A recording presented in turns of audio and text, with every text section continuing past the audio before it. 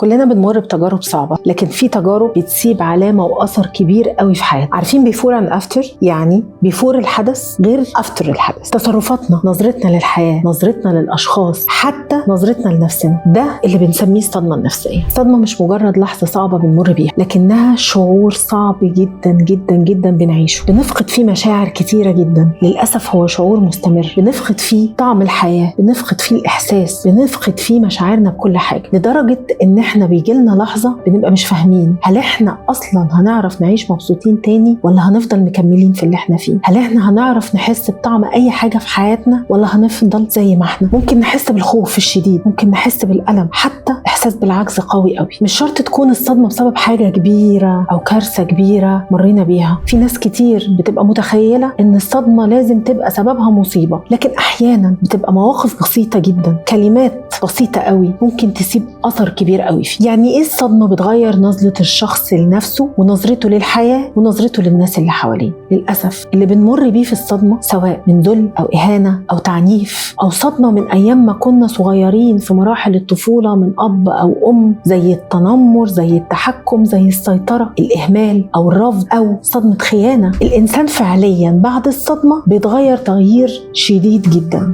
لما بنحكي عن الصدمة دايما بتلاقي جملة شهيرة قوي ناس كتير بيفضلوا يقولوها لك: يا سيدي هو انت هيحصل لك كل ده بسبب اللي حصل ده؟ هو الموقف ده يستاهل كل اللي انت فيه؟ للأسف لازم ناخد بالنا من حاجة، ان انا مش زي فلان وفلان مش زيي. اوعى تقيس احساسك ومشاعرك باحساس ومشاعر حد تاني. اوعى تقيس ردود افعالك على الموقف اللي حصل بردود افعال شخص تاني، لان كلنا مش زي بعض. جهازنا العصبي مختلف، كل انسان عنده جهاز عصبي عنده قدرة على التحمل مختلفة عن قدرة الشخص التاني على التحمل. يعني الموقف اللي انت شايفه قد كده ممكن الشخص التاني يشوفه حاجة كبيرة قوي، والموقف اللي الشخص التاني شايفه كبير قوي انت بالنسبة لك شايفه صغير، لان انت بتقدر تستحمله عادي وتعديه. فاحنا مختلفين، علشان كده اوعى تقارن نفسك بحد تاني، واوعى تسمح لحد انه يحكم على مشاعرك وعلى احاسيسك اللي انت عايش فيها في المرحلة دي، لانه لو عاش حياتك ومر بالظروف اللي انت مريت بيها يبقى وقتها يتكلم او يحكم عليك. اسئلة كتيرة جدا جوانا مش لاقيين ليها اجابات، وبسببها الانسان بيبتدي يعاني. علشان كده في كورس How to Move On من اهم اسبابه ان احنا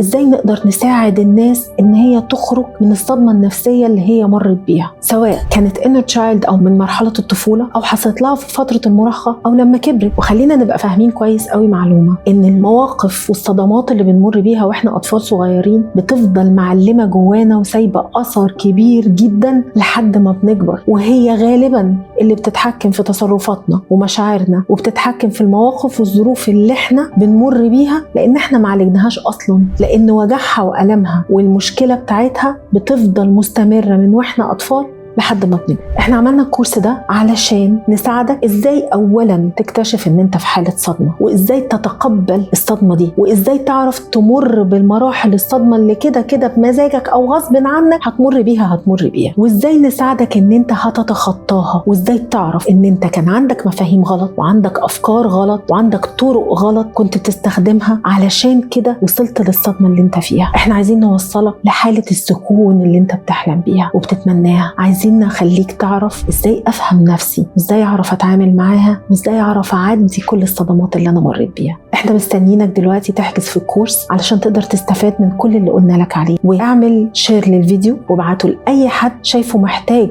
انه يحضر الكورس ده.